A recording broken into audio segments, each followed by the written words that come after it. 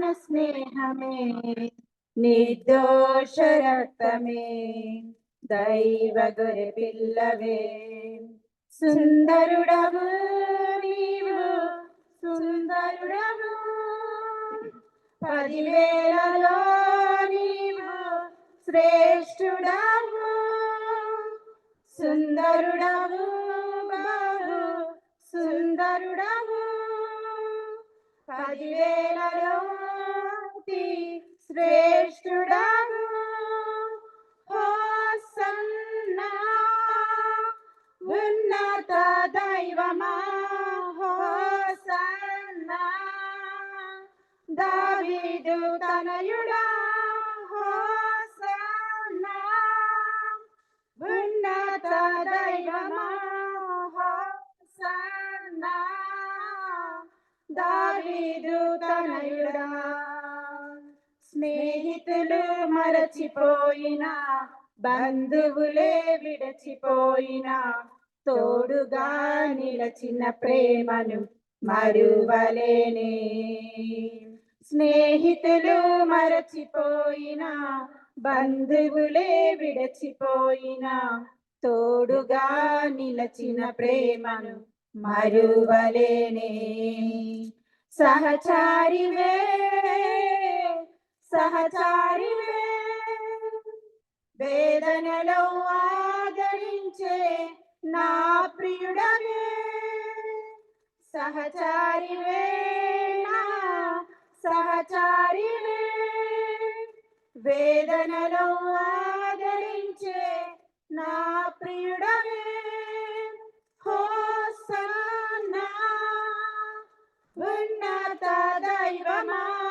Hosanna దావీదు తనయుడా hosanna ఉన్నత దైవమా హోసన్నా దావీదు తనయుడా రోగపు పడకలోన నిరీక్షణ కోల్పోయిన నన్ను తాకి స్వస్థపరచిన వైద్యుడవే రోగపు పడకలోన నిరీక్షణ కోల్పోయిన నన్ను తాకి స్వస్థపరచిన వైద్యుడవే పరిహారివే పరిహారివే నా వ్యాధులు భరించిన యేసువే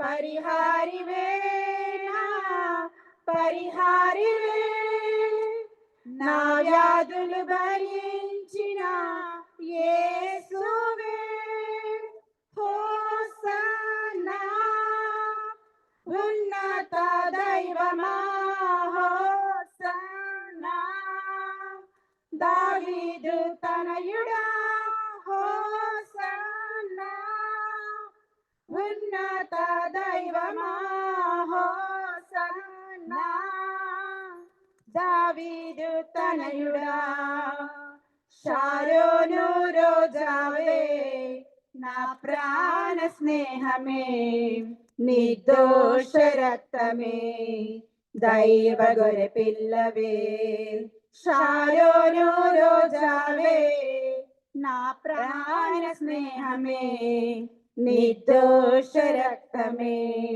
దైవ గొర్రె పిల్లవే సుందరుడవు నీవు సుందరుడవు 10,000లో నీవు శ్రేష్ఠుడవు సుందరుడవు బాహు సుందరుడవు 10,000లో అతి శ్రేష్ఠుడవు హోసన్నా ఉన్నత దైవమా హోసన్నా దావీదు తనయుడా హోసన్నా ఉన్నత దైవమా హోసన్నా దావీదు తనయుడా షారోను రోజావే నా ప్రాణ స్నేహమే నిర్దోష రక్తమే దైవ గొర్రె పిల్లవే షారోను రోజావే నా ప్రాణ స్నేహమే నిర్దోష రక్తమే దైవ గొర్రె పిల్లవే.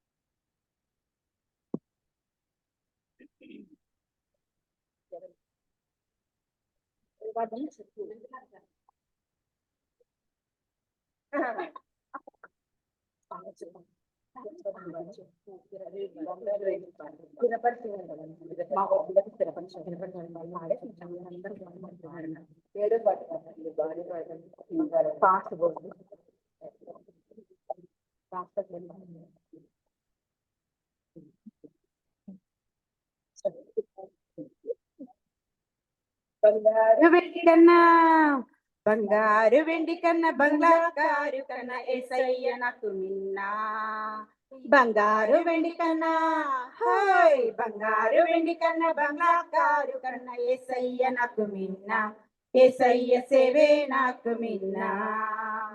ఇహమందు ధనము కూర్చుకుంటే దొంగలు దొంగలిస్తారు చిమటలు కట్టివేస్తాయి. ఇహమందు ధనము కూర్చుకుంటే దొంగలు దొంగలిస్తారు చిమటలు కట్టివేస్తాయి. పరమందు దాచుకుంటే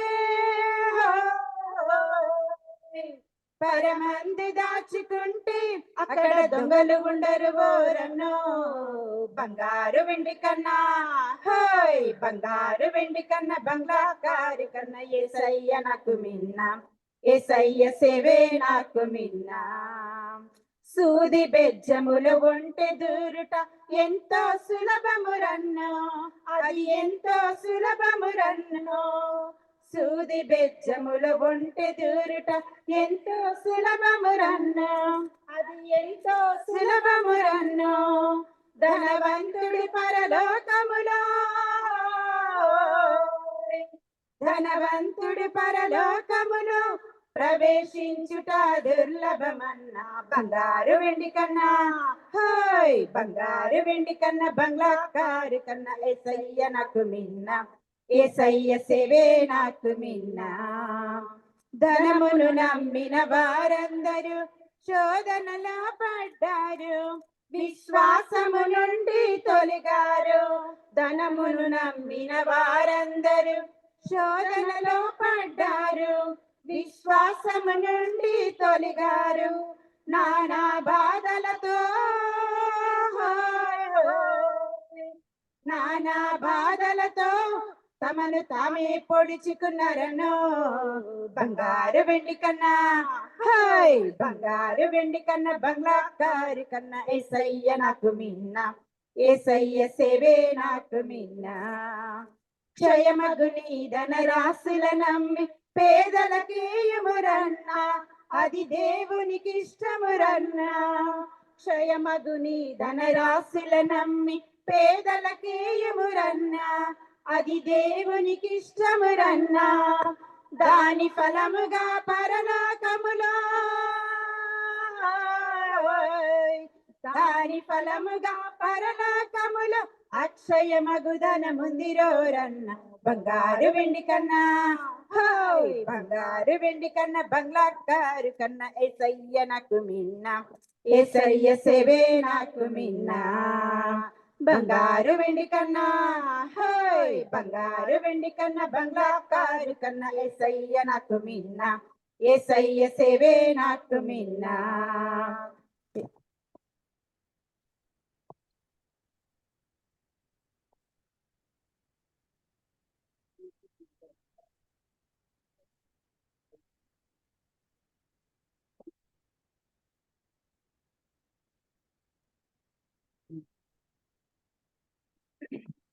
ఊరుకోన ప్రాణమా కలత చెందకు ఆనుకో ప్రభు రొమ్మున నిక్షింతగా. ఊరుకోన ప్రాణమా కలత చెందకు ఆనుకో ప్రభు రొమ్మున నిశ్చింతగా. ఎడారి దారిలోన కన్నీటి లోయలోన ఎడారి దారిలోన కన్నీటి లోయలోన నా పక్షమందు నిలచి నా ముందరే నడిచి నీ శక్తిని చాట నన్నుంచని చోట నిన్నెరుగుటే మాదనం ఆరాధనే మాయుధం ఆరాధనే మాయుధం ఎర్ర సముద్రాలు నా ముందు పొర్లుచున్నా ఫరో సైన్యమంతా నా వెనుక తరుముచున్నా ఎర్ర సముద్రాలు నా ముందు పొర్లుచున్నా ఫరో సైన్యమంతా నా వెనుక తరుముచున్నా నమ్మదగిన దేవుడే నడిపించుచుండగా నడి మధ్యలో నన్ను విడచిపెట్టునా నమ్మదగిన దేవుడే నడిపించుచుండగా నడి మధ్యలో నన్ను విడచిపెట్టునా ఊరికోన ప్రాణమా కలత చెందకు ఆనుక ప్రభురమ్మున నిశ్చింతగా ఊరుకోన ప్రాణమా కలత చెందకు ఆనుక ప్రభురమ్మున నిశ్చింతగా ఇంతవరకు నడిపించిన దాక్షిణ్య పూర్ణుడు అన్యాయము చేయుట అసంభవమేగా ఇంతవరకు నడిపించిన దాక్షిణ్య పూర్ణుడు అన్యాయము చేయుట అసంభవమేగా వాగ్దానమిచ్చిన సర్వశక్తిమంతుడు దుష్కార్యము చేయుట అసంభవమేగా వాగ్దానమిచ్చిన సర్వశక్తిమంతుడు దుష్కార్యము చేయుట అసంభవమిగా ఊరుకోన ప్రాణమా కలత చెందకు ఆనుక ప్రభురమ్మున నిశ్చింతగా ఊరుకోన ప్రాణమా కలత చెందకు ఆనుక ప్రభురమ్మున నిశ్చింతగా అవరోధాలెన్న నా చుట్టూ అలుముకున్నా అవరోధాల్లోనే అవకాశాలను దాచిగా అవరోధాలెన్న నా చుట్టూ అలుముకున్నా అవరోధాల్లోనే అవకాశాలను దాచిగా యెహోవా సెలవిచ్చిన ఒక్క మాట అయినను చరిత్రలో ఎన్నటికీ తప్పియుండలేదుగా యెహోవా సెలవిచ్చిన ఒక్క మాట అయినను చరిత్రలో ఎన్నటికీ తప్పియుండలేదుగా ఊరుకోన ప్రాణమా కలత చెందకు ఆనుక ప్రభురమ్మున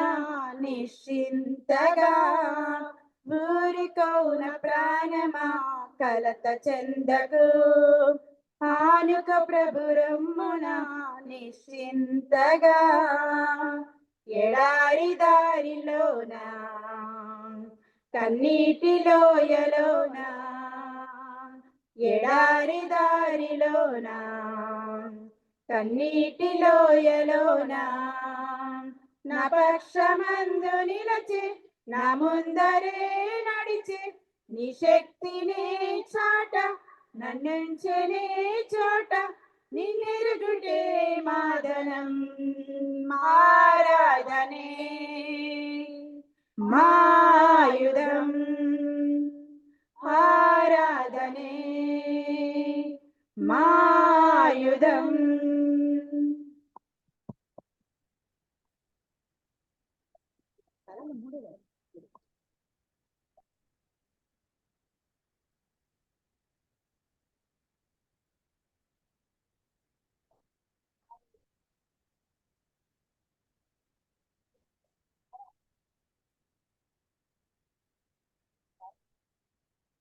మనం చూస్తున్నాం.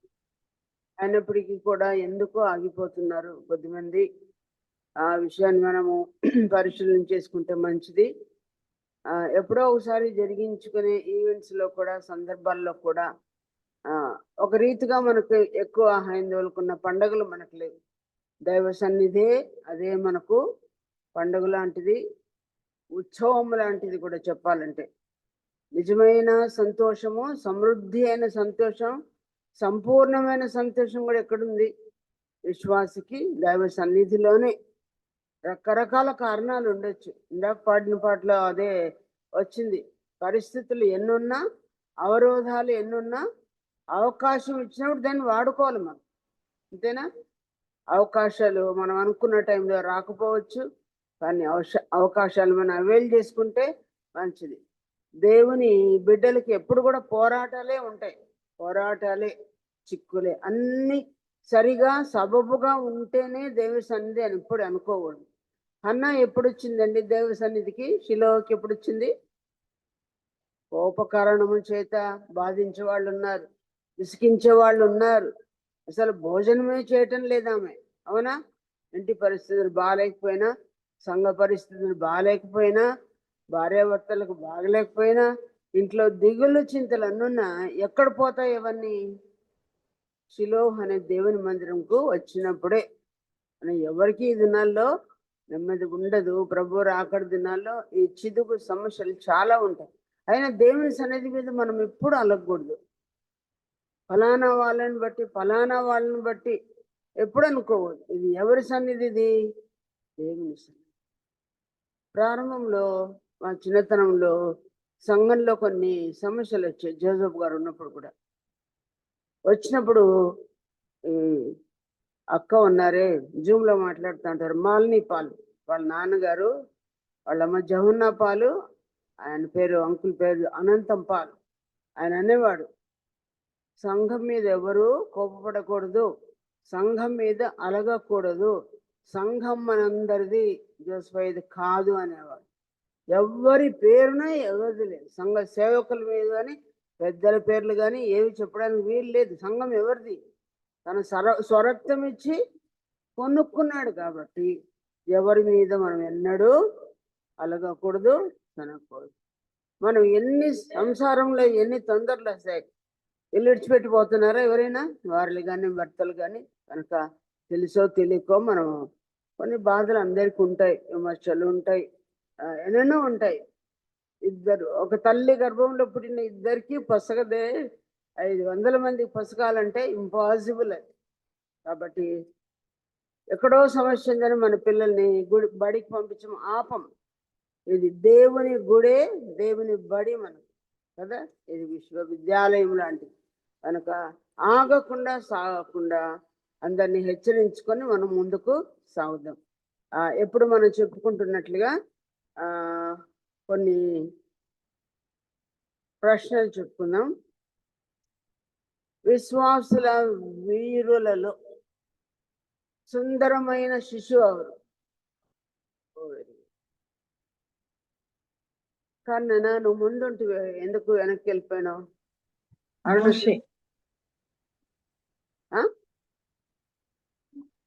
అక్కడున్నా కనపడినాడు. ముందుకు రావట్లయితే ఫస్ట్ ఇక్కడే ఫస్ట్ కూర్చో. చూడు ఆమె ఎట్లా కూర్చుంది.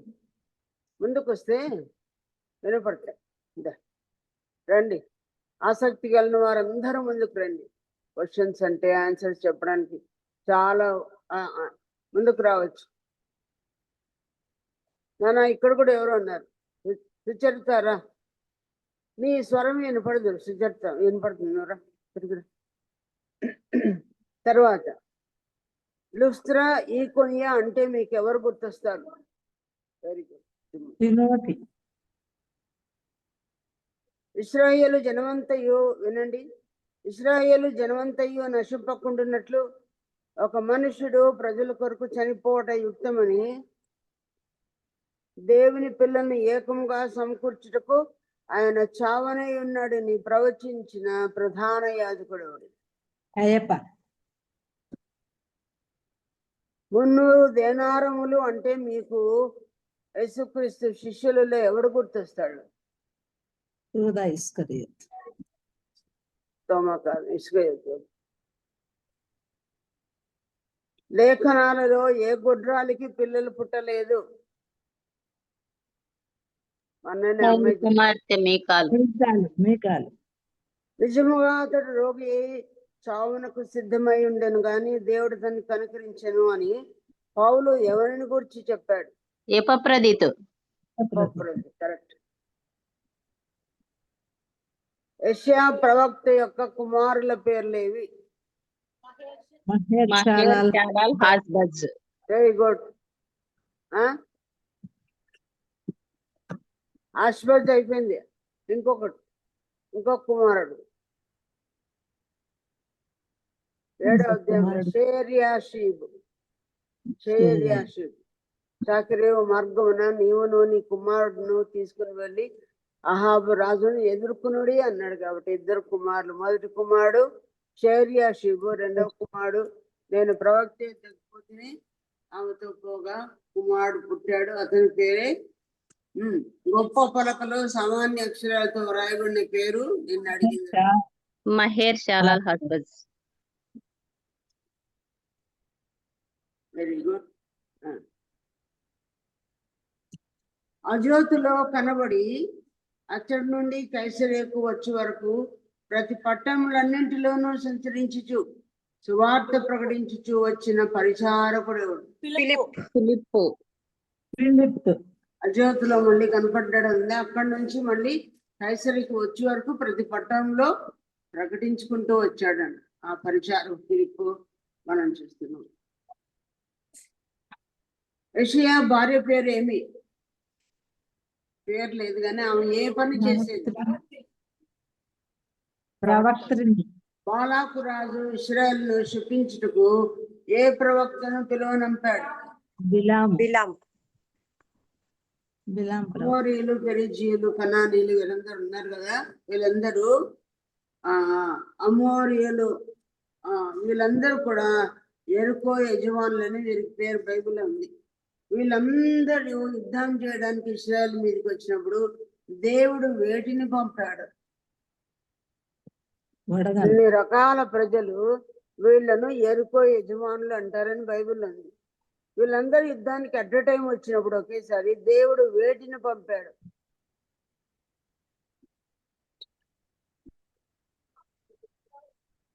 కాదు, రథం వలన కాదు, వేటిని పంపాడు? ఇట్లాంటివి మీరు చెప్పిన మిడతలు లాంటివి. ఉరుములు. చూడండి, సీసరాతో యుద్ధం చేయడానికి వేటిని పంపించాడు? నక్షత్రాలు. వీళ్ళతో యుద్ధం చేయడానికి ఏమంట? ఆ అమోరీయులైన 2 రాజులని తోలివేశాయంట, పారిపోజేశాడు. తోలివేశాడు. దేవుడుకు విల్లు కాదు, కత్తి కాదు, ఖడ్గం కాదు. దేని ద్వారా యుద్ధంలో జయిస్తాడు? కందిరీగలకు దేవుడు ఆజ్ఞాపించండి. నిజంగా చదివితే ఎంతో ఆశ్చర్యం అనిపిస్తుంది.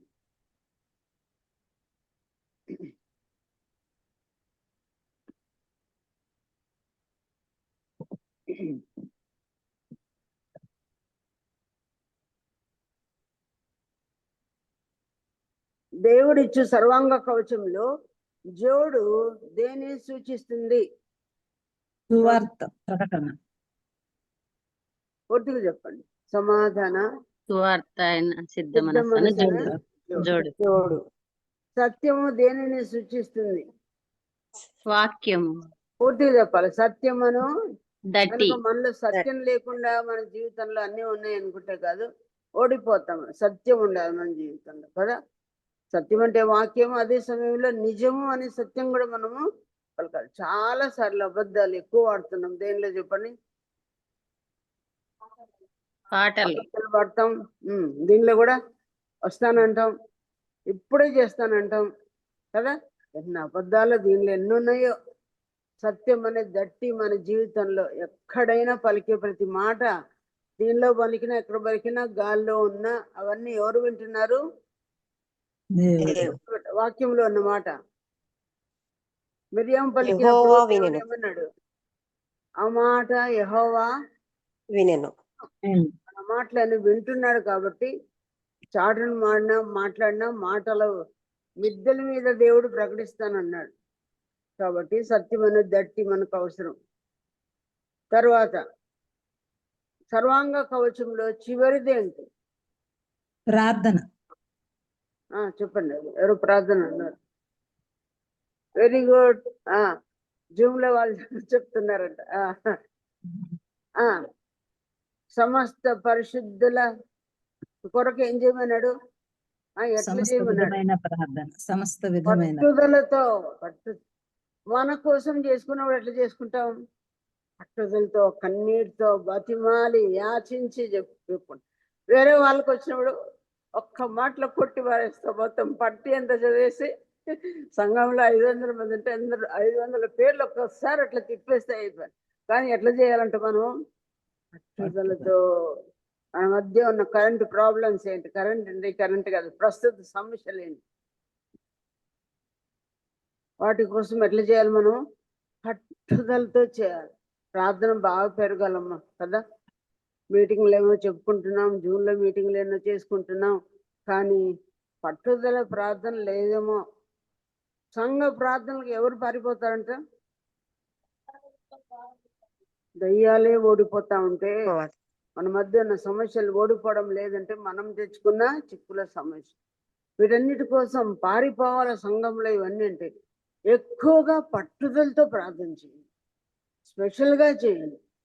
ఒకవేళ ఇంకా మనకు ఈ స్పెషల్ మీటింగ్స్ అన్నీ అయిపోయినాయి కాబట్టి నాకు ఆలోచన వస్తుంది, మంగళవారం కానీ గురువారం కానీ ఎట్లాగో చర్చికి వస్తున్నాం కాబట్టి మనము ఒక గంట ముందు వస్తే పని పాటలు లేని వాడు, అంటే ఉద్యోగాలు లేని వాళ్ళు వస్తే పట్టుదలతో ఈ ప్రార్థనే చేద్దాం.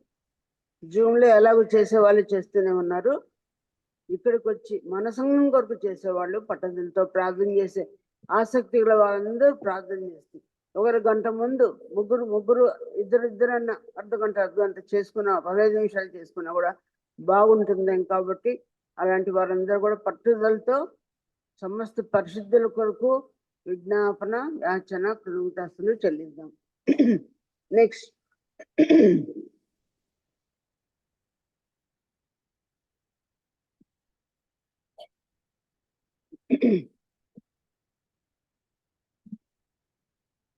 ఇక్కడ కొన్ని వచనము అధ్యాయం నేను చెప్తాను.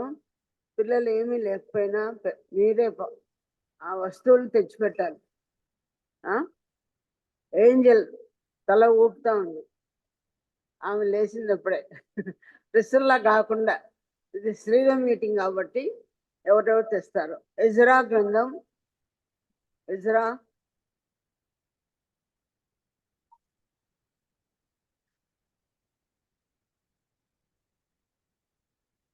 ఆ అమ్మాయి తెచ్చినా కానీ మార్క్స్ మీకే పడతాయి. Ezra 1:4, Ezra 1:4.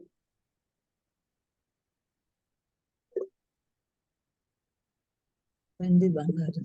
మా దగ్గర బంగారం లేదనే వాళ్ళు ఇంకేముంటే అవి తేవచ్చు.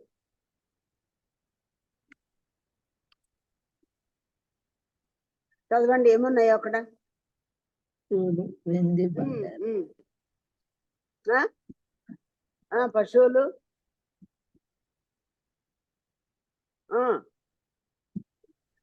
వెండి బంగారం. పూర్తి చదవన్నానా?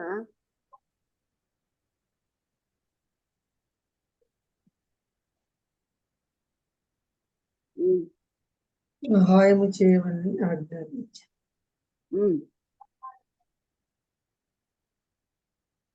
వెండి బంగారం ఒకటేనా ఉండేది? మరి అంత బల్బు అంత లేటుగా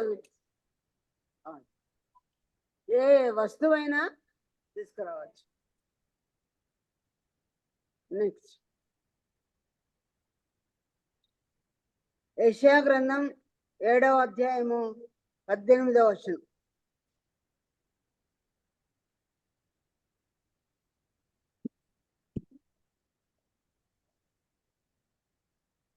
ఎవరి దగ్గర లేదా?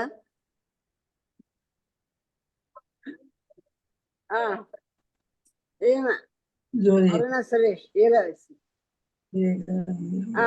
యెషయా గ్రంథం 7:19.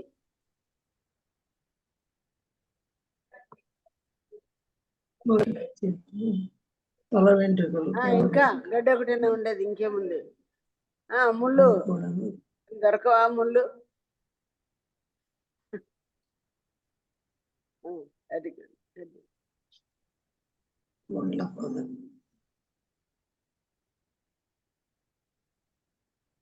యెషయా గ్రంథం 7వ అధ్యాయం 20వ వచనం. 7:20.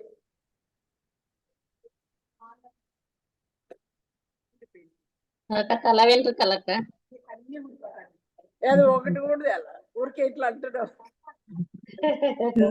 అది రాలేదు. నువ్వు తెప్పితే కదా.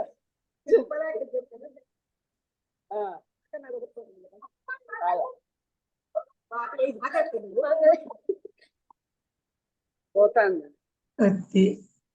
తల వెంట్రుకలు లేదా మంగళ కత్తి పోతా ఉంది. షారాయి పడిపోతుంది.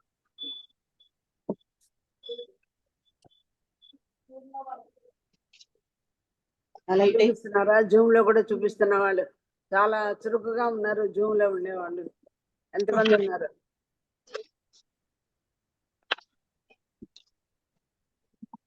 చురుకుగా ఉండుట గొప్ప భాగ్యం కదా. 15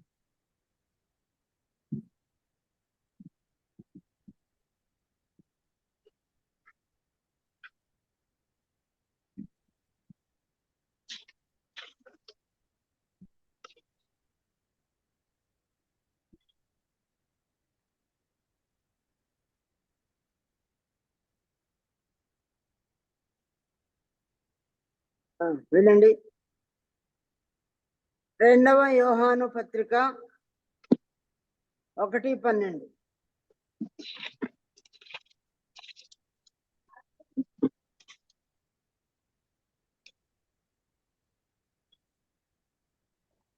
కాగితం, వెరీ గుడ్.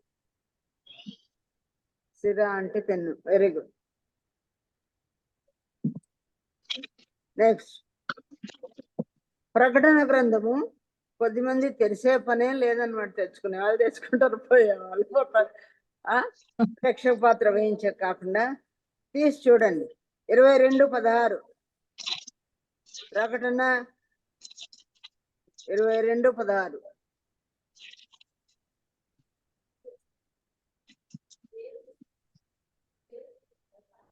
వేరు ఉంది, చిగురు ఉంది. వేరు అంటే రూటు, చిగురు అంటే పైంది ఏదైనా. తీగక్క వేరు చిగురు రెండు ఉన్నాయి.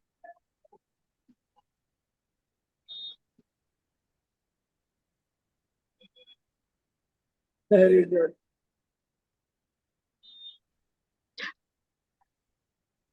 అక్క మేము చూపించలేము, చెప్తున్నాం కదా. పాత అడుగుతాము. Very good. వేరు వేరు ఉంది. పొన్నగంటే ఆకు, పొన్నగంటే. Very good. ఏముంది అది? ఏముంది దానిలో? పిల్లలు ఉన్నారా? Very good. ఎందుకో వచ్చింది, దానికి ఏం అర్థమైంది అది తెచ్చింది.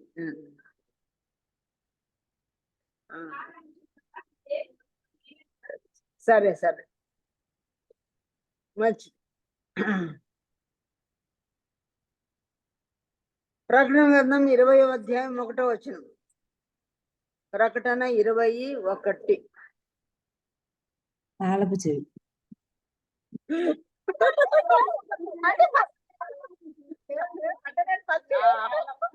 ముగ్గురు ముగ్గురు ముగ్గురు. వెరీ గుడ్, సంతోషం. అంటే ఎవరెవరు మీరు కాదు, మీరు తరాలు ఇచ్చినారో నాకు. Very good.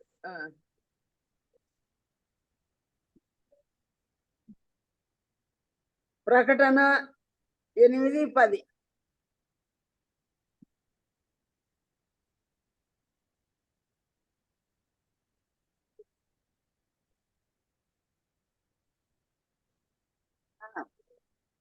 నీటి నీటి నీరు, నీటి బుగ్గల మీద. మంచి ఐడియాలే. వెరీ గుడ్, తెచ్చింది వచ్చింది. ఆ.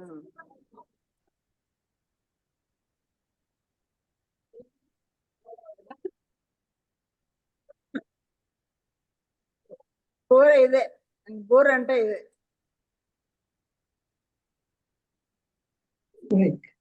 ఆడ బోర్లు కదా ఉంది దివిటీలు. ఆ, బోధ ఊదినప్పుడు బోర అవునండి. నక్షత్రం నెక్స్ట్ ఇలాంటి వాటిలో చివరిది ప్రకటన 2:27.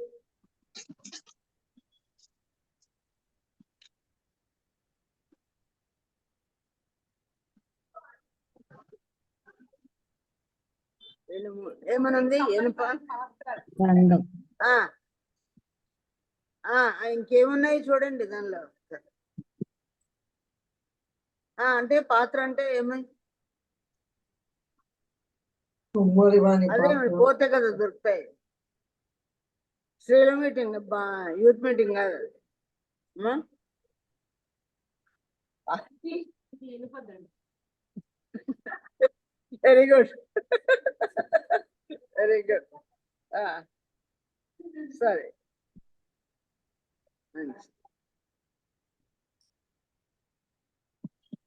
చివరిది ఇంకోటి 22 అధ్యాయం 22:14 వచ్చిన.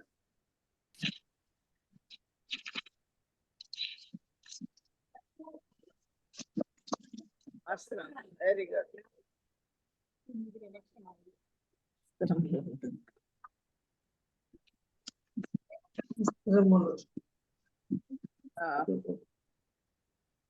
వస్త్రములు జీవవృక్షములు. ప్రకటన 2:7. 2:7 22 చెప్పాను. 2:7 దగ్గర ఉన్నాయా ఫలము? జీవవృక్ష ఫలములు భుజించు. వస్తువు నేను అడిగేది, అందులో ఉన్న వస్తువు. ఫలం ఎవరి దగ్గర లేదా? సరే,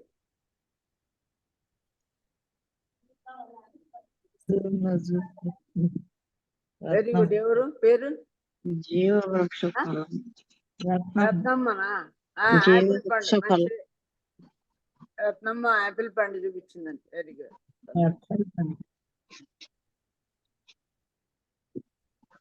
హెబ్రీ పత్రిక 1:6లో చూడండి, బైబిల్ తీసి చదవండి. హెబ్రీ పత్రిక 1:6లో. Very good. ఇప్పుడు ఇంకా వేరే ప్రశ్న. 1:6లో ఒకడు ఒక చోట ఈలాగున సాక్ష్యం ఇచ్చుచున్నాడని వ్రాయబడింది కదా. ఆ ఒకడి పేరేంటి? ఏ చోట సాక్ష్యం ఇచ్చాడు? ఆ వాక్యం చదవండి. 1:6లో చదవండి అందరూ.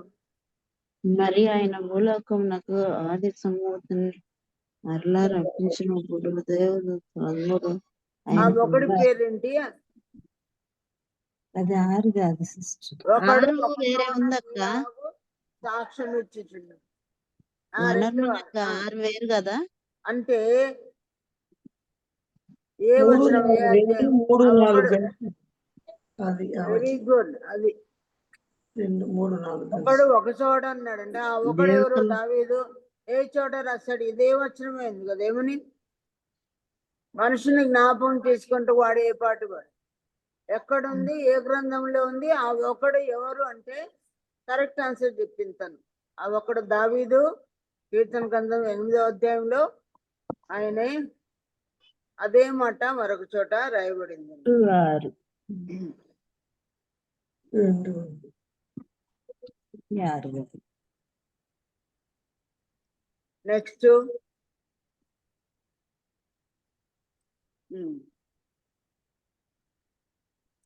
విలాప వాక్యములు 3:27లో ఏముంది? ఏ వాక్యం చెప్పగలరా? చూడకుండా.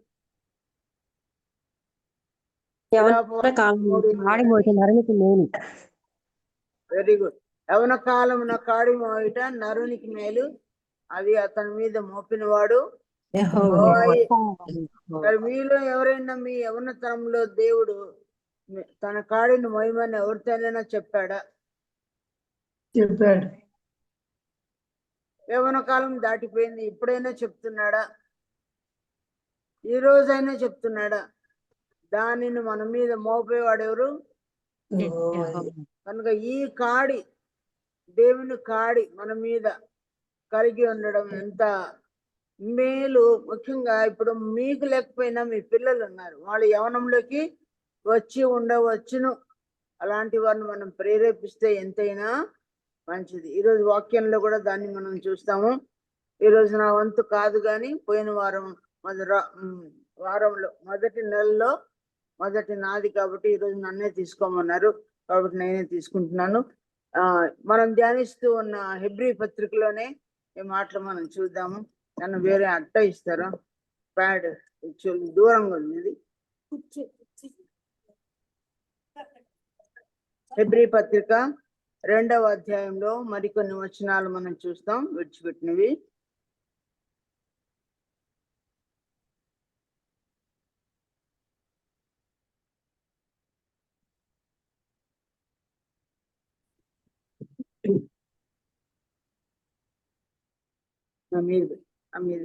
అమీర్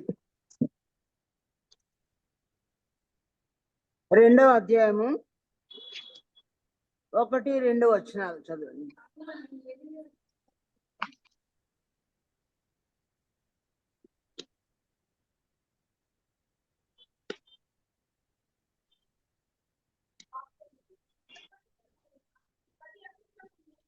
జస్ట్ ఇది పెట్టడమేనా? చాలు మళ్ళీ చదువు. ప్రభువానికి స్తోత్రం. మీరు ఇచ్చిన మంచి సమయం కొరకే మీకు వందనాలు. క్విజ్లో మీ వాక్యం నందు మేము ఆనందించుటకు, మీ వాక్యమును జ్ఞాపకం చేసుకోవడానికి దేవా, మీ వాక్యంలో చురుకుగా పరిగెత్తాలని, చురుకుగా గ్రహించాలని, చురుకుగా ప్రభా మేము జీవించాలని నేర్చుకుంటున్నాము. మీకు వందనాలు. పాటల్లో సహాయం చేశారు, మీకు వందనాలు. చక్కని అర్థం కలిగిన పాటల్ని ఎప్పుడు దయచేస్తున్నారు. కష్టపడి నేర్చుకొని బిడ్డలు ప్రభా ఎంతో ఉత్సాహాన్ని కనబరిచారు. అందుని బట్టి నీకు స్తోత్రం. విశాఖారీయులు లోయలో వేగముగా పరిగెత్తుడని యుద్ధానికి పరిగెత్తినారు తండ్రి. మీ బిడ్డలు పాట యుద్ధానికి పరుగులెత్తి వచ్చారు. సమయం ఎంతో ఖర్చు పెట్టారు ప్రభా, ఎఫర్ట్స్ పెట్టారు, గాత్రాన్ని విప్పారు, గట్టిగా పాడారు, గొంతెత్తి పాడారు. ఆ బిడ్డలు చేసిన త్యాగమును బట్టి, వారు చేసుకున్న సమర్పణ బట్టి మీకు వందనాలు తండ్రి. రాని వారిని ప్రభువానైనా సరిగ్గా నడిపించండి. కూటానికి రాని వాళ్ళు నిన్న చాలా మంది కనపడ్డారు, ఈరోజు కనపడలేదు. ఒకవేళ ఆటంకం ఉంటే వారిని మరొకసారి నడిపించండి తండ్రి. ఫిజికల్ గా కనబడాలి. నీ ముఖమున నాకు కనబడనిమ్ము, నీ స్వరము నాకు వినబడనిమ్ము అన్నారు. కనుక దేవానైనా మాలో జరిగిన, మా ద్వారా జరిగిన తప్పులన్నిటినీ క్షమించమని వేగముగా లోయలో పరిగెత్తి వచ్చిన, వేగంగా చొరబడిన ఇషాకారీలాగా రావడానికి సాయం చేయండి. మీ సన్నిధికి రాకపోతే ఏ రోజుకు శాపం అన్నారు. వద్దు నైనా, తెలుసో తెలియక మేము నీ సన్నిధికి రాకుండా పోయిన క్షణాలను క్షమించి మన్నించండి. ఏ రోజు వారికి శాపం కాదు, మహాశాపం అన్నారు ప్రభా. మాకు తెలియకుండా చేసిన తప్పులను క్షమించండి. ఎక్కడెక్కడ గైరు హాజరయ్యారు, ఎక్కడికి చెతికిల పడ్డారు, ఎక్కడికి బ్రేకులు తీసుకున్నారో ప్రభా క్షమించి మన్నించండి. అందరినీ సంధికి నడవ చేయమని ప్రార్థన చేస్తున్నాం దేవా. నెహెమ్యా కాలంలో, ఎజ్రా కాలంలో నీ బిడ్డలు నీటి గుమ్మానికి ఎంతగా అప్పగించుకొని వచ్చారు. జడివానల్లో శిశువులను తీసుకొని స్త్రీలు నానిపోతూ వర్షంలో నీ సంధికి వచ్చారు. అన్ని సుఖంగా ఉన్నా ఏదో ఒక అడ్డం పెట్టుకొని రాలేకపోతున్న బలీయత ఏమున్నాయి అవన్నీ తీసివేయండి. కోపతాపాలు, మనస్పర్ధలు దేవానైనా తండ్రి, ఏ బాధలు, హృదయ వేదనలు ఏ ఉన్నా కూడా తండ్రి నీ సన్నిధికి మేము దూరం కాకుండా, హన్నా వచ్చినట్టు దుఃఖంలోని బాధల్లోనే ఆహారం తినకుండా ఉంటూ కూడా కన్నీటితో హృదయంలో కుమ్మరించుకున్న ప్రార్థన చేస్తూ మాకెంత మాదిరిగా ఉంది. సంగతులన్నీ చెడిపోయినప్పుడే నీ సన్నిధికి వచ్చుటకు కృప చూపించండి ప్రభువా. తండ్రి నీ సన్నిధికి రాకుండా నష్టము కష్టము శాపం పొందుకోకుండా చేయమని వేడుకుంటు దేవా. చిన్నలమైన నీ సన్నిధికి రావడానికి సహాయం చేయండి. వాక్యం చదువుకొని ఉన్నాం, నేను వివరించే శక్తి సామర్థ్యం నాకు లేదు. నీ మీద ఆనుకుంటూ ఉండగా ప్రభువా, నీ ఆత్మ ద్వారా నాన్న తండ్రి ఆత్మావేశంతో మీరే నింపి మీ నామని కనపరుచుకొని నాకు మాకు అందరికీ పాఠం మీరే దయచేయమని యేసు ప్రభు దివ్య నామను వేడుకుంటున్నాం తండ్రి. ఆమె వీళ్ళరా నిన్న చెప్పినప్పుడు ఇదే మాటను మనం కొంత ధ్యానించాము. మరి కొన్ని మిగిలిపోయిన వాటిని ఇప్పుడు మనం ధ్యానిద్దాం. 2వ వచనం ఇలా స్టార్ట్ అయింది, ఏమని? కావున మనము వినిన సంగతులను విడిచిపెట్టి కొట్టుకొని పోకుండానట్లు వాటి యందు మరి విశేష జాగ్రత్త కలిగి ఉండవాలి. మనం వినిన సంగతులను విడిచిపెట్టి అంటే ఏం విన్నాము ఇంతవరకు? 1వ అధ్యాయం అంతా అయిపోయింది. అంటే 1వ అధ్యాయంలో వినినవన్నీ కూడా విడిచిపెట్టి కొట్టుకొని పోకుండా విశేష జాగ్రత్త కలిగి ఉండాలంటే మొదటి అధ్యాయంలో ఏం నేర్చుకున్నాం? తండ్రి అయిన దేవుడు కుమారుణ్ణి దేవ అనడం, ప్రభువా అనడం కదా. నీ సింహాసనము నిరంతరం ఉంటుంది అనడం. తండ్రి కుమారుణ్ణి ప్రస్తావిస్తున్నాడు, గౌరవిస్తున్నాడు. దేవుడా అని, తండ్రికే దేవుడు అంట కుమారుడు. మతోన్మాదులు ఆయన దేవుడు అని చెప్పుకోలేదుగా అన్నారు కదా. తండ్రి అయిన దేవుడు చెప్పుంటే నువ్వు చెప్పాల్సింది కదా. తండ్రి అయిన దేవుని ఫాలో అయ్యి దేవుడే గొప్ప దేవుడే కుమారుడైన దేవుని దేవుడా అన్నప్పుడు ఈ సంగతులని మనం నేర్చుకున్నాం. ఆయన గురించి ఏమేమి చెప్పాడో, ఆయన ఘనతను గురించి ఏం చెప్పాడో, ఆయన ఎలాగ మహిమ కిరీటాన్ని ధరించేవాడుగా ఉన్నాడు. మరి దేవదూతల కంటే తక్కువగా కనిపించాడు, మానవ రూపంలో ఈ లోకానికి వచ్చాడు. అందరిలో ఆయన శ్రేష్ఠుడు. మొదటి అధ్యాయంలో దేవదూతల కంటే శ్రేష్ఠుడు అనేది టాపిక్ పైన మన అంశం పెట్టుకోవచ్చు. కనుక అటువంటి గొప్ప శ్రేష్ఠుడు దేవదూతల కంటే తక్కువ వాడుగా వచ్చాడంట. దేవదూతలందరూ ఆయన ఆరాధిస్తూ ఒక క్షణం కూడా స్టాప్ చేయకుండా దేవదూతలు స్తుతిస్తున్నారు మానక, రాత్రి పగలు. అంటే మనకు తెలిసింది 2000 సంవత్సరాలు 25 సంవత్సరాలు కదా. అంతకుముందు ఎప్పటి నుంచో ఉన్నాడు ఆయన. ఆది నుంచి నేటి వరకు సంఘం ఎత్తబడే వరకు కూడా దేవదూతలు ఆయన ఏం చేస్తున్నారు? స్తుతిస్తా ఉన్నారు మానక, రాత్రింబగలు. మందిరం యొక్క గడప కమ్ములు అదిరేటట్టుగా యెహోవా పరిశుద్ధుడు పరిశుద్ధుడు పరిశుద్ధుడు అని ఒక్క టాపిక్ మీదనే స్తుతిస్తా ఉన్నారు. అటువంటి దేవదూతల కంటే తక్కువ రూపాన్ని ఆయన కోరుకుంది. మనలాంటి రూపంని అబ్రాహాము సంతాన స్వభావం అంటే కెజియా స్వభావమే, నా బలహీనతలు ఇటువంటి శరీరమే. అట్లాగా మీ బలహీన శరీరాల ఆ రూపమే తీసుకున్నాడు. ఆయనలో పాపం లేదు, మనలో పాపము ఉంది. ఆయనలో శక్తి ఉంది. శోధనలో మనకు సహాయం చేయుటకు శక్తి గలవాడై, శోధన వచ్చినప్పుడు వెంటనే ప్రభుని అడగాలి, ప్రభు నాకు శక్తి లేదు, ఈ విషయంలో నిలబడలేకపోతున్నాను, పదే పదే ఓడిపోతున్నా, నాకు శక్తిని ఇమ్మంటే శోధనలో మనకు సహాయము చేస్తాడు. ఏమేమి విన్నామో తర్వాత జ్ఞాపకం చేసుకొని వాటిలో ఇవే కాదు, గత కాలం అంతా ఎన్నో ప్రసంగాలు విన్నాం, ఎన్నో చదువుకున్నాం, వాటి విడిచిపెడుతున్నామేమో కదా. ఇన్ని సమస్యలు మన మధ్య వస్తున్నాయంటే వినవన్నీ కొట్టుకొని పోతున్నాయి, లేవు మనలో, హృదయంలో కూడా లేవు. మస్తిష్కంలో ఉన్నవి జ్ఞాపక శక్తి ఉండే వాళ్ళకు ఉంటుంది, కానీ హృదయంలో పెట్టుకోవాలి. దావీదు ఏమన్నాడు? నేను నీ ఎదురు పాపం చేయకున్నట్లు నా హృదయంలో నీ వాక్యమును ఉంచుకొని ఉన్నాం. చెప్తున్నాం చేస్తున్నాం కానీ అసలు సమస్యకు వచ్చినప్పుడు కొట్టుకొని పోతున్నాయి అన్ని, ఒకటి మనలో నిలవడం లేదు. కాబట్టి మన మధ్య దైవ భయము కనపడడం లేదు, ప్రేమ కనపడడం లేదు. తర్వాత మనలో ఆ యొక్క పవిత్రత కానీ, మనం దేనిలో ఓడిపోతున్నామో నోటిలో కానీ నోటి మాటలో కానీ, ఎక్కడ మనం అంచబడే పొదలేంటివో మనం ఎరిగి, పాట ఉంది కదా, మన నడిచే పొదని ఎరుగుదము, మంచిగా ఏపుగా పెరుగుదము. ఒక్కొక్కరికొకరికి బలహీనతలు ఉంటాయి, ఒక్కొక్కరికొక సమస్య ఉంటుంది, ఒక్కొక్కరికొక దూలం ఉంటుంది, ఇంకో ఎదుటి వాళ్ళు నలసే ఉంటుంది కదా, ఎన్నో తప్పులు ఉన్నాము.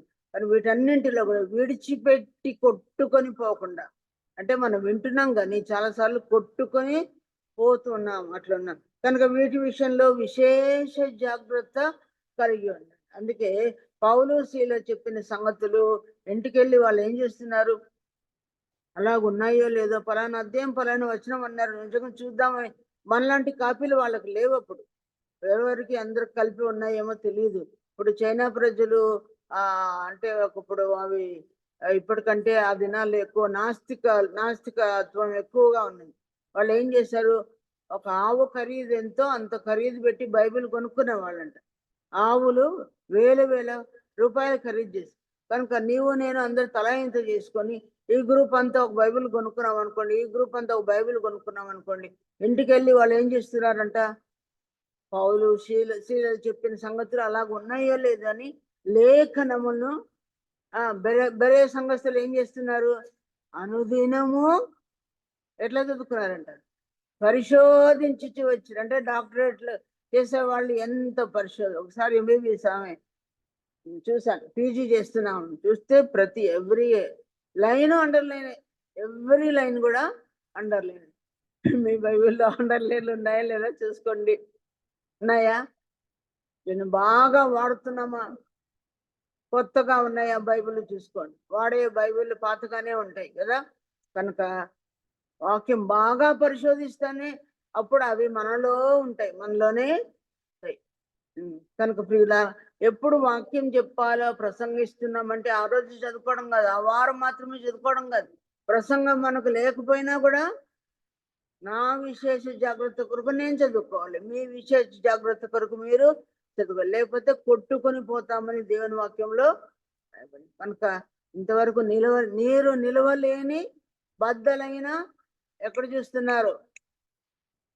ఒకసారి ఫిజిక్స్ టీచర్ ఒకప్పుడు నేను ఇక్కడ ఎట్లా అట్లా చూశాను, వెంటనే పీస్ ఆఫ్ చాక్ తీసుకొని నా ముఖం మీద వేసింది. వాళ్ళ స్ట్రిక్ట్ ఉంటుంది ఆమె. ఏమంటే ఆమె పేరు వీణావాణి, టీచర్ పేరు. అంటే దిక్కులు కూడా చూడలేదు అనమాట. మనం కూడా ఎక్కడో దిక్కులు చూడకుండా పరధ్యానంలో ఉండకుండా దేవుని వాక్యం వింటే మంచి. దేవుడు ఏమంటున్నాడు, విశేష జాగ్రత్తల గురించి రాయబడిన పత్రిక. ఎవరు రాసిన పత్రిక? జాగ్రత్త, మరీ జాగ్రత్త. ఎవరు రాస్తారు? యేసు ప్రభు శిష్యుల్లో ఒకడు పేతురు. జాగ్రత్త, మరీ జాగ్రత్త.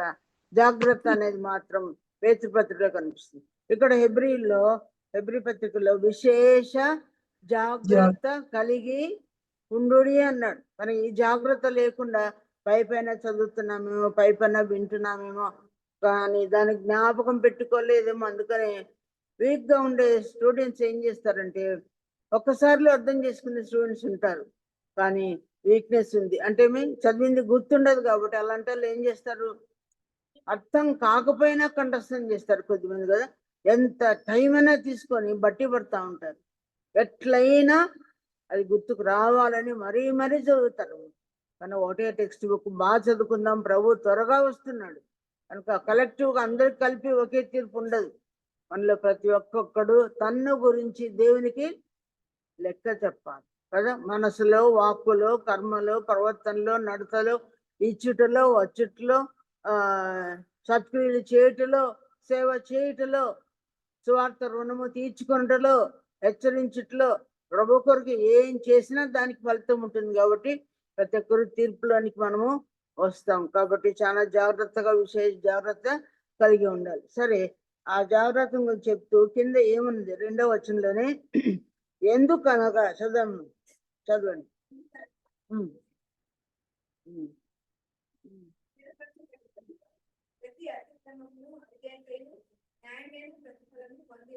దేవుడు అంటున్నాడు, ప్రతి అవిధేయత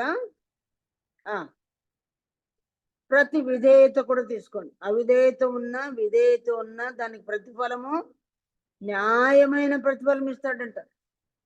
ఇంత వాక్యం వింటున్నాము, అవిధేయత చూపిస్తే, విధేయత చూపిస్తే ఆ రెండిటికి ఏముంటుంది, న్యాయమైన ప్రతిఫలమే ఇస్తాడు.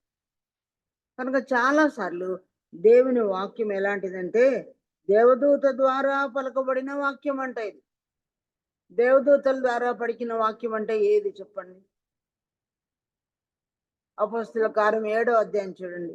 దేవదూత ద్వారా పలికిన వాక్యం ఏంటండి? 7:53. తొందరగా తీసిన వాళ్ళు చదవండి. 7:53. Very good. ధర్మశాస్త్రము ఎవరి ద్వారా ఇచ్చాడంటే దేవుడు దేవదూత ద్వారా. ప్రకటన గ్రంథము ఎవరు చెప్తా ఉంటే ఎవరు రాశారు? యోహాన్ రాశాడు. ఎవరు చెప్తున్నారు, చూపిస్తున్నారు అంతా? యెహోవా అది ఎట్లనో ఆ గ్రంథము ఈ పంటాట్యూక్ అని ఈ 5 గ్రంథాలు ఏవి ధర్మశాస్త్రం అంటే? ఆది కాండం, నిర్గమకాండం, లేవికాండం, 2 కాండాలు, సంఖ్య 1, ద్వితీయ. ఇవన్నీ ఎవరు చెప్పారంట? రాసిందేమో మోషే. ఎవరు ఇక్కడ చెప్తున్నాడు వాక్యం ఇచ్చట కొంత మీకు వస్తుంది, అచ్చట కొంత వస్తుంది. దేవదూత ఒకవేళ డిక్టేట్ చేస్తూ ఉంటే మన భక్తుడు మోషే రాశాడు. కనుక దేవదూత ద్వారా పలకబడిన వాక్యం అంటే ఏంటి? ధర్మశాస్త్రం. ఆ ధర్మశాస్త్రంలో స్థిరపరచబడిందంట ఏమని? ప్రతి అతిక్రమము అవిధేయత న్యాయమైన ప్రతిఫలం పొందుతుంది.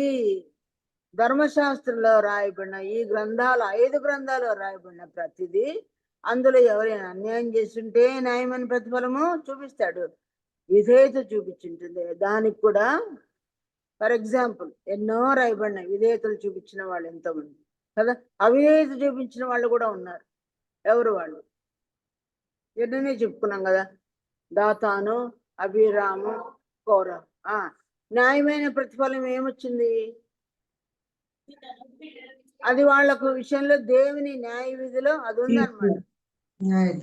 కాబట్టి దేవుడు అప్పుడే వాళ్ళకు ప్రతిఫలం వెంటనే ఇచ్చాడో లేదా?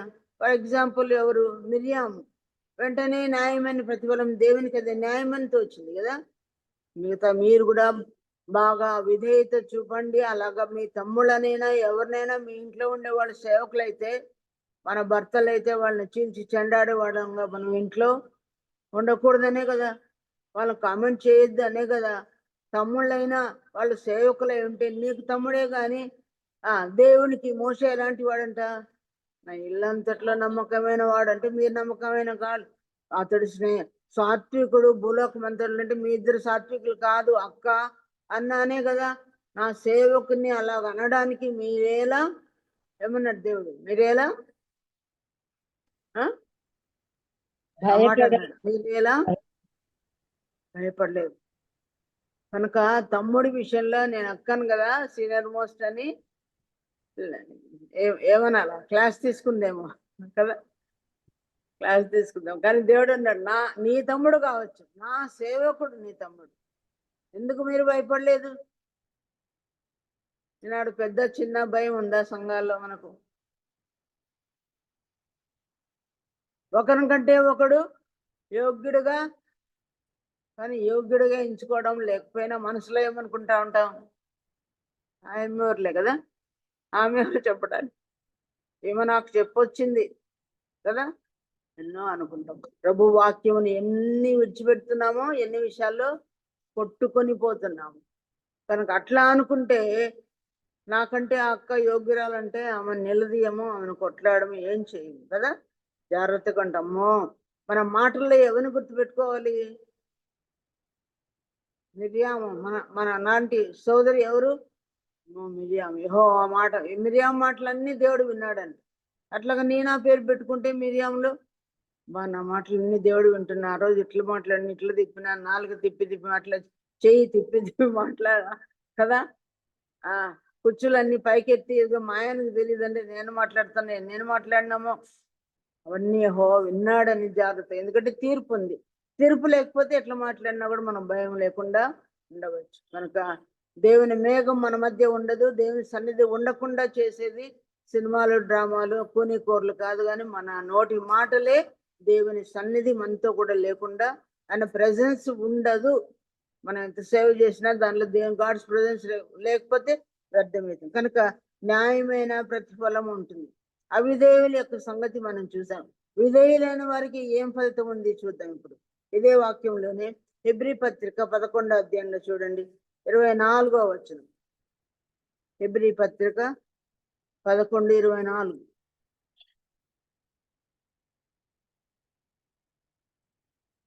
ఐగుప్తు ధనము కంటే క్రీస్తు విషయమైన నింద గొప్ప భాగ్యం అనుకున్నాడు, ఐగుప్తుని విడిచిపోయాడు. మరి ఆయనకి ఏం ప్రతిఫలము? చదవండి, కిందికి చదవండి.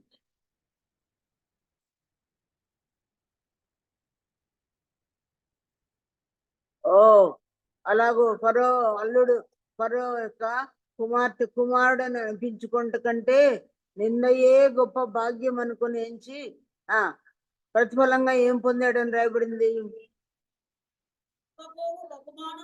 ప్రతిఫలముగా కలుగబోవు బహుమానమందు దృష్టి ఉంచాడు. కనుక ఫరో రాజు కుమార్తె యొక్క కుమారుడని అనిపించుకోకుండా ఈ త్యాగం చేశాడు.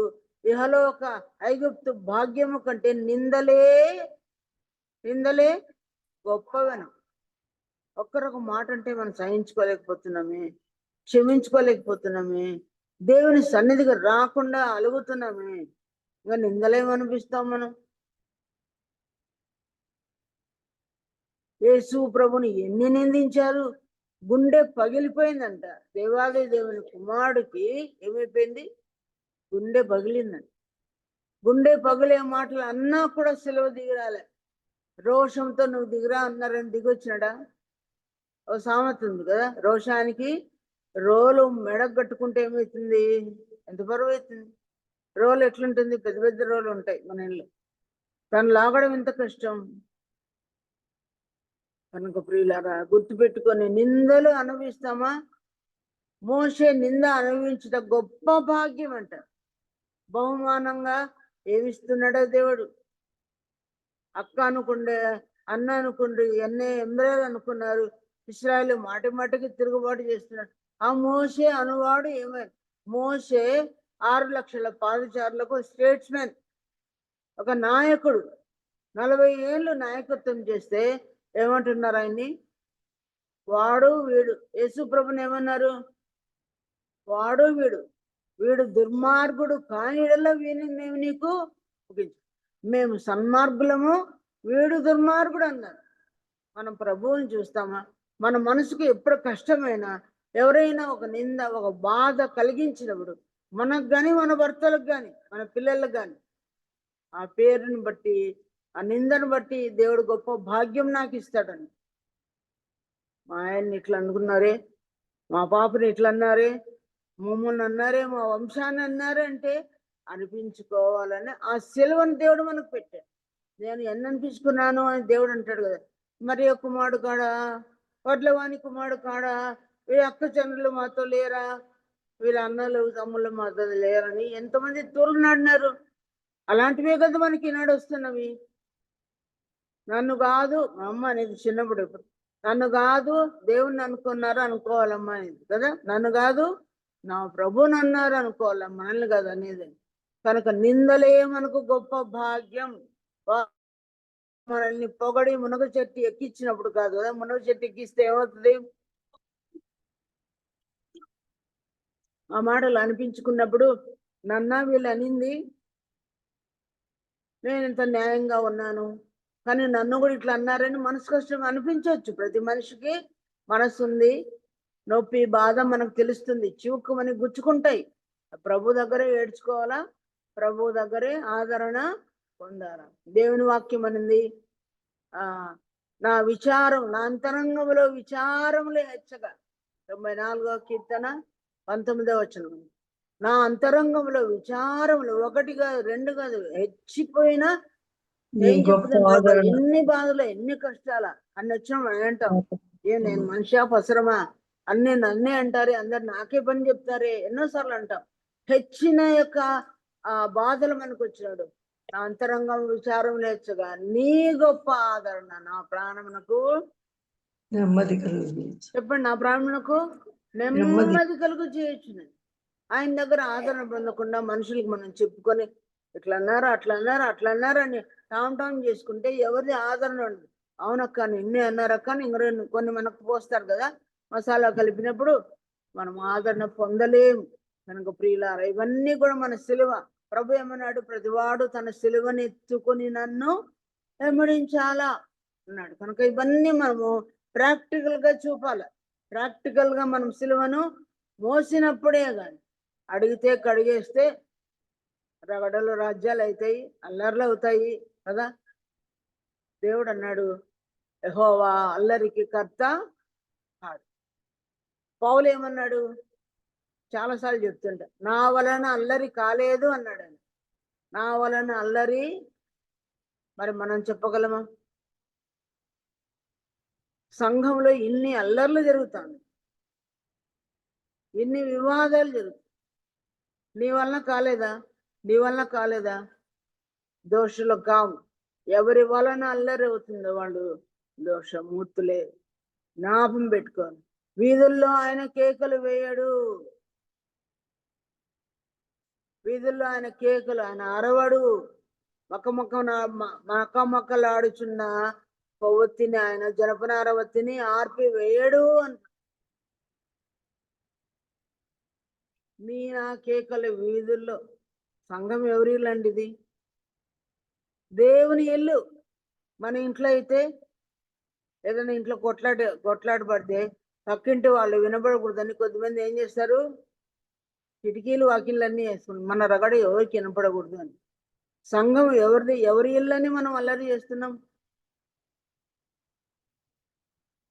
బయట బయట బయట.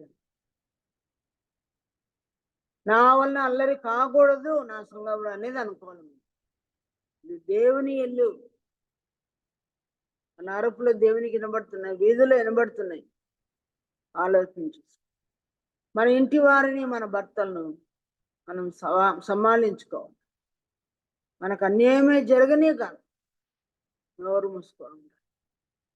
ప్రభు అన్నాడు, నా యుద్ధ నేర్చుకోండి, సాత్వికం కావాలంటే నా కాడి ఎత్తుకొని నా యుద్ధ నేర్చుకొనడి.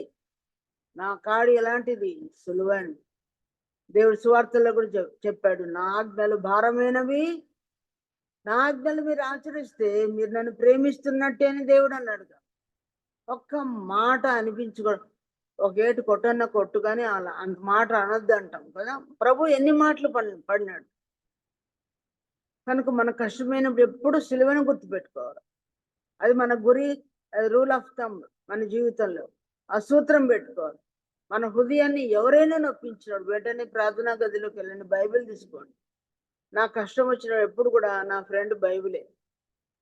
నేను దేవుని దగ్గర వాక్యం ఎత్తుకుంటా, ప్రభా ఏ వాక్యం ద్వారా నాకు ఆదరణ కలిగిస్తావు. ఎందుకంటే దేవుడిచ్చే ఆదరణ ఎలాంటిది? గొప్ప ఆదరణ, నెమ్మది కలిగించే ఆదరణ. మనుషుల దగ్గర అది దొరకదు. మన వ్యాజ్యాన్ని పెంచుతారు కాబట్టి ఆయన దగ్గర ఆలోచన అడుగుదాం. తర్వాత హెబ్రీ పత్రికలో 11:21 మనం చదివాం కదా. అందులో న్యాయమైన ప్రతిఫలం ఎవరికి వచ్చింది? మోషేకు వచ్చింది. ఇంకొక మాట మనం చూద్దాం. 10వ అధ్యాయం ఇదే పుస్తకంలోనే 10:34 చూడండి.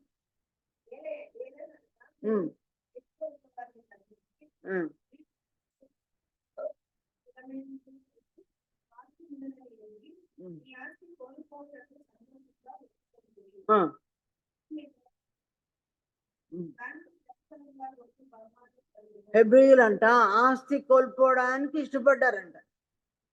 ఎందుకోసం చదివా? మీరే చెప్పాలి. ఖైదులో ఉండే వాళ్ళని విడిపించడానికి ఆస్తులు ఖర్చు పెట్టి విడిపించారంట. దానికి ప్రతిఫలం ఏమిటి? మరి శ్రేష్టమైనది స్థిరమునైన స్వాస్యం ఉన్నదని ఎరిగి ఆస్తిని కోల్పోవటకు సంతోషంగా ఉంటుంది. స్థిరమైనది శ్రేష్టమైన ప్రతిఫలం ఎక్కడుందంట? పరలోకం. కనుక మనం న్యాయం చేసినా ప్రతిఫలం ఉంది, అన్యాయం చేసినా అవిధేయత చూపించిన ప్రతిఫలము ఉంది. దేవుని దగ్గర ఏం లేదు, పక్షపాతం లేదు, ములాజ లేదు కదా. వీళ్ళు నా వాళ్ళు, వాళ్ళు నా వాళ్ళు కాదనేది ఈ యొక్క వేరుమంద్రం అంటారే, అది లేనే లేదు దేవుని దగ్గర. కనుక మనము ప్రభు కోసం ఏ మంచి చేస్తే ప్రతిఫలం. నాకేమొచ్చింది? నా పేరు చెప్పలేదే, నన్ను అనుకోలేదే కదా, నన్ను పిలవలేదే, నాకు థ్యాంక్స్ చెప్పలేదే. మనం ఎవరికైనా ఏమైనా ఇచ్చినా థ్యాంక్స్ చెప్పినా చెప్పకపోయినా న్యాయమైన స్థిరమైన శ్రేష్టమైన ప్రతిఫలము, గొప్ప బహుమానం కలుగు, గొప్ప బహుమానం. కాబట్టి వీళ్ళు కృతజ్ఞతాహీనులే. వాళ్ళకి నేను అప్పుడు సాయం చేశానే, అప్పుడు వాళ్ళ ఇంటికి వెళ్ళానే, వాళ్ళకి హెల్ప్ చేశానే, ఇప్పుడు వాళ్ళు నాకు రాలేదే అనుకోకూడదు. వాళ్ళు మర్చిపోయినా దేవుడు ఏమన్నాడు? తన నామమున మనము చూపిన ప్రేమను మర్చిపోవటకు ఆయన అన్యాయస్తుడు కాడు. కాబట్టి గొప్ప బహుమానం ఎవరు ఇస్తారు మనకి? గొప్ప బహుమానం ఇస్తాడు. కనుక ఇక్కడ ఏముంది మనం చదువుకున్నాం హెబ్రీ పత్రిక 2వ అధ్యాయము 2వ వచనంలో యొక్క అర్థం ఏంటి? ధర్మశాస్త్రం ఎవరి ద్వారా పలకబడింది? దేవదూతల ద్వారా. ఆ ధర్మశాస్త్రంలో ఇది రాయబడిందంట. ఏది? న్యాయమైన ప్రతిఫలం వస్తుంది, అన్యాయానికి కూడా ప్రతిఫలం వస్తుందని ఆ ధర్మశాస్త్రంలోనే వ్రాయబడింది. ధర్మశాస్త్రం కూడా ఏం చెప్పింది? నిన్న కూడా చదువుకున్నాం. 1, 2, 3 సాక్షుల రూపమున వెంటనే ఏం చేయాలి? ఒకటి తప్పు చేసింటే వాడిని కొట్టేయాలని. అది కూడా ఎక్కడ రాయబడింది? ధర్మశాస్త్రంలో రాయబడింది కదా. మరి ఇక్కడ ఇప్పుడు కొత్త నిబంధనలు ఏమి రాయబడింది?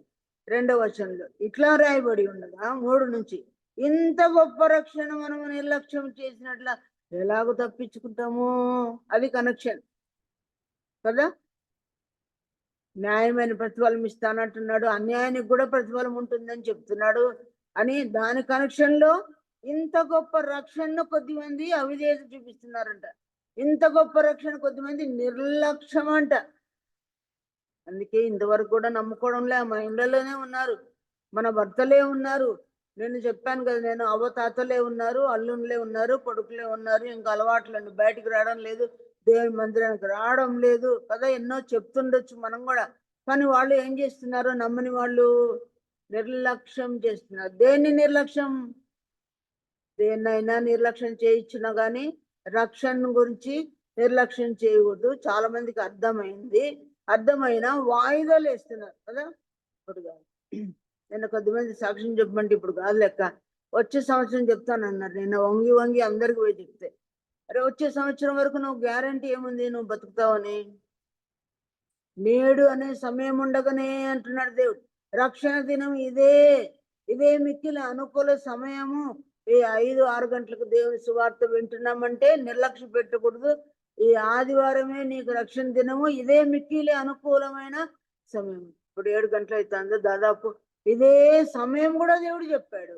ఇది కాదని మనం నిర్లక్ష్యం చేస్తే, నిన్న మనము మత్తయి సువార్తలో చెప్పుకున్నాం కదా.